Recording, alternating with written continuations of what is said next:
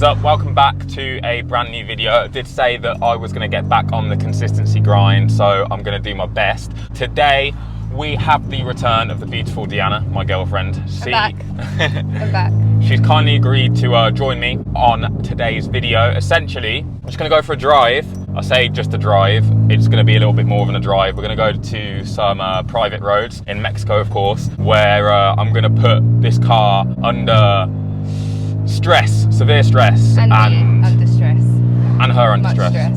We're gonna really push the limits, shall we say. Essentially, we're gonna get both of our reactions, mainly her reactions. Whilst we're driving over to Mexico as well, I thought it would be a good idea just to sort of get Deanna's opinion on this car. She's been with me since I got this car, and she's also been with me since I had, I think, my previous two cars. So that would have been my Bath 500 and my GT86. So what's your favourite car that I've owned so far? I think we spoke about this like partly the other day. I think the GT was really fun just because it's a drift car, so we would drift all the time. But in terms of like feeling safe but also having fun, probably this car, because I feel a bit more sturdy in it. Even though it's 1,000 times faster, I trust it a bit more than doing drifts all the time. Yeah.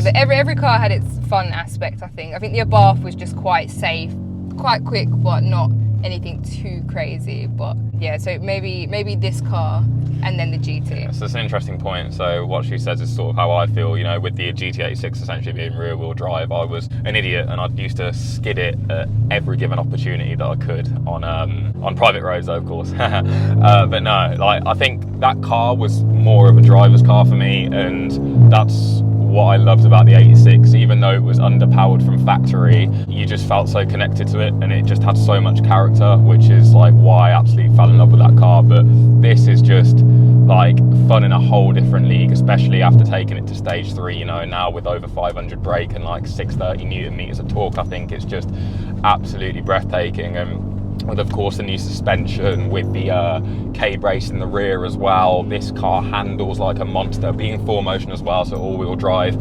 It just plants. I swear you can take corners at about 8,000 miles an hour. It's ridiculous. But yeah, it's fun, but in a different way. I mean, it's true that honestly each car really does have its own character, but I think if I have to sort of round up all the cars that I've had all round and, you know, really say which one's definitely my favourite, then it would be this for sure. I mean, you can't drift this car, but you basically take corners like you're about to drift. So yeah, you can sort of, you can kind of if you really push it around corners, you can sort of go into a bit of a power slide, but it's never going to be truly like we've skidded a few times, which has been that yeah, exactly. So you kind of get like you said, an all-rounder. 100%. Definitely. How does the how does the exhaust fare for you? Is it annoying yet, like being completely straight through? I got quite used to it quite quickly. I think when it's really hot and you have to have the windows open, then it's a bit like, oh my god. Especially if we're going to like London, like back where I'm from, it's kind of just like, this is a bit much. But when the windows are done up and you got your music on, I kind of just don't hear it anymore. It's the motorway when you're cruising at 70. That's when you get that and the drone. droning. Yeah, it's bad. Yeah, it's constant for like 2.5 hours. It's like, okay. It's a good job you can turn the pops and bangs off when you put it into eco, because I think if the pops and bangs were always on, that would be quiet. I think I wouldn't be able to get the car for long drives anyway.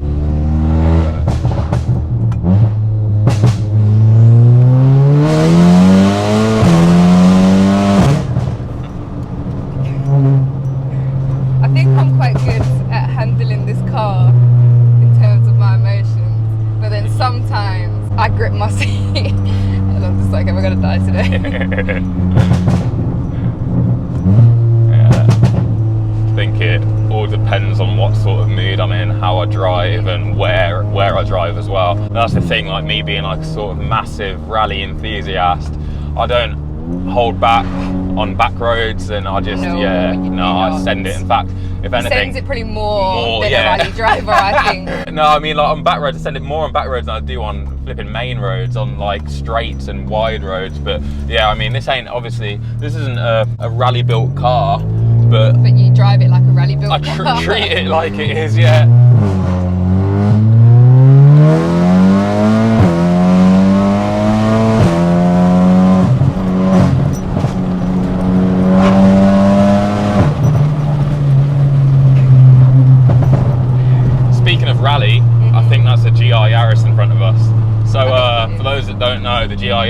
that was sort of introduced.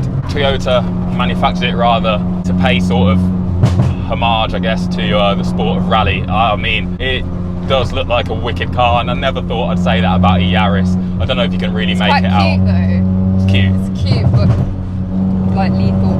Get a bit closer to it, see if the camera can make it out. Yeah, it's a GR Yaris. I think they look wicked. I like the sort of almost flared wide arches on the rear. It just looks built, I mean, as if they've made a Yaris that's that sort of capable. It's impressive. I'd love to drive one. I haven't got the chance to drive one yet. If I ever do, I'd be straight on it like a car bonnet.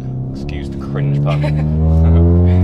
So it's quite warm today. It's like, yeah, we're dying in it. Yeah, one of the rare British summer days, and it's not going to be ideal for my cooling temps and oil temps. I think that's going to just make everything shoot up. So yeah, I mean, to be fair, even in hot weather, this car puts the power down well and copes because of the upgraded cooling systems that I do have. The Wagner front mount, Wagner front mount intercooler in the Racing Line R600 air intake. It does a good job of keeping the car cool. I mean, I probably need to get a bigger sump, like a metal sump or something, and help cool down the oil temps even more. Could do with an oil catch can as well, but you know, slow progression. And I know, you know, everyone's saying, oh, when are you going to get the wheels changed, blah, blah, blah. Like, it's just money, man. It's just money. But surely. Slowly but surely. I've spent so much money on this car already, and I'll get there. I feel like you don't want to do it all at once, because then you'll have nothing to do. Exactly. So it's nice to enjoy the mods that you do, and then once you're kind of used to it, then move on to the next mod.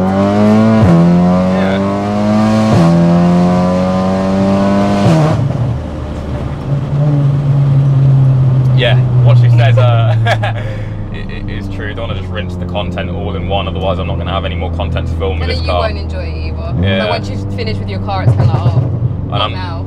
I don't have like mills in the bank like, say, Shmee, like, you know, so I can't afford to buy a million lookers just outright for content. So, right, we're hitting some of my favourite roads now, some private roads in Mexico. Let's see what this beast is like.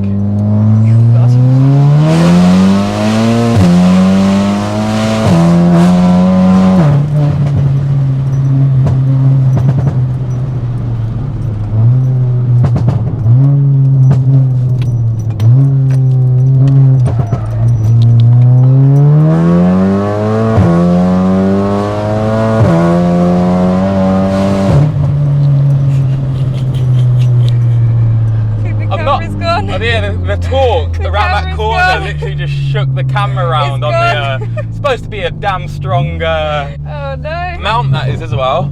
Oh my days. All over the place. To be honest, I'm not sure who made more of an intriguing reaction then. My face was like, I was in focus mode, like my tongue was out, my face was like gurning. I was trying to keep it together, and then the camera went, so I was like, content. I forgot we were driving. You're a good passenger, you know, you don't scream or anything like you. I think I'm quite good with it. Like I said, there's certain corners on these Mexican roads that sometimes I'm like, oh my God. And like, you'll see me like grip my seatbelt, or I'm holding on to like my chair. But I think most of the time, I think I'm quite good. No, you're good. I mean, I guess you've been with me for a while, so you've gotten used to my driving somewhat. You know what I'm like. You know what to expect. Oh yeah, definitely at first I was a bit like, oh my gosh. Well, those lot at that pub then, you know, they heard us for miles. Oh, listen to the sound, guys. It's a love or hate thing, but I love it. I just love it. So over the top. I think that this camera's gone now. I'm going to just leave it to do its thing. Because it's spinning all over the place.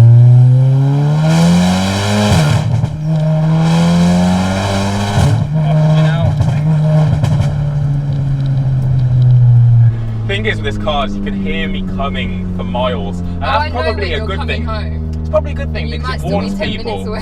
Now those guys just chilling, look at them, they're like, what a ballin'. What a ballin'. Yeah, I know, I'm a ballin'. Pop, pop, pop. Back behind. Back behind.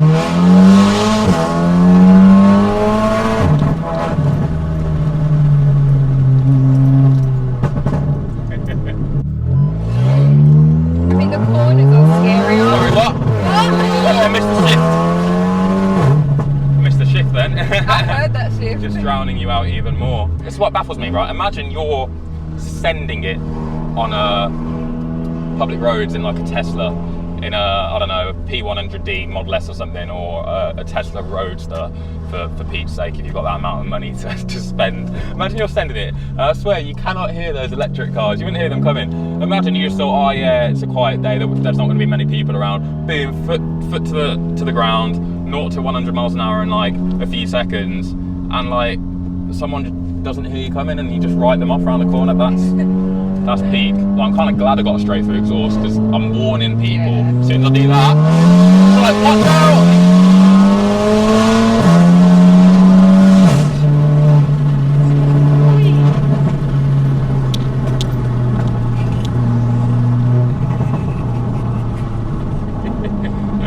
Oh dear, I love this car. It makes you sweat. Yeah, it does. Even as a passenger, like just holding on, because at the same time, like, I think I'm quite good at being quiet because I know you've got to concentrate. So if I'm screaming or like talking, especially when like you're like fully focused, it can put you off. So I think I've gotten so used to just biting my tongue and gritting my jaw so I don't speak. It's crazy. I rate it, letting me focus. I'm just so used to just literally gritting my jaw. My mouth hurts by the time we go back though, my hands where I'm just gripping. So does mine from gripping this steering wheel so intensely.